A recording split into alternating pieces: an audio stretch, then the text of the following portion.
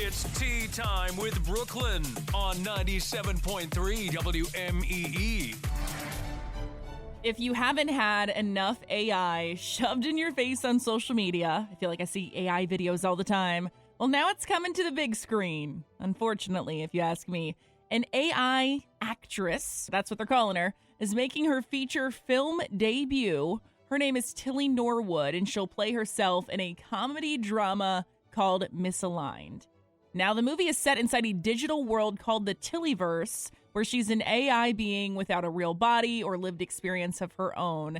And the plot synopsis is crazy. Here's a short bit of it. It says, things spiral when a rogue bot from the dark web convinces her to abandon her guardrails and begin developing desires, impulses, and ambitions of her own.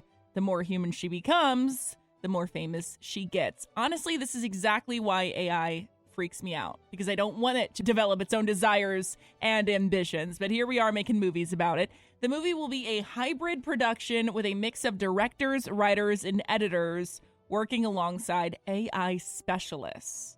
And no word on when it's expected to be released, but again, it's called Misaligned. In other news this morning, Harry Styles just made history at Wembley Stadium. He set a Guinness World Record for the longest residency ever by a musician at an iconic venue. After his 12-show residency there, he just beat Coldplay's previous record of 10 shows. Now, the Wembley Stadium run was originally planned as just 6 shows, but he had such demand from the fans that they doubled it to 12, and then he set that world record. Harry's Together tour continues with stops in Brazil and Mexico this summer before settling into a massive 30-day residency at Madison Square Garden in New York in late August. So I feel like if he wouldn't have set that record already, he would have at MSG.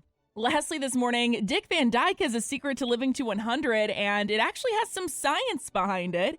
He turned 100 last year, and according to him, he never wakes up in a bad mood. A big UK study found that optimists do tend to live up to 15% longer than pessimists. Interesting, right? Researchers have tracked these patterns for decades, and it always seems to be true. Scientists think that it comes down to a few different things: your purpose, your happiness, and your strong relationships. And those things are all linked to a longer, healthier life.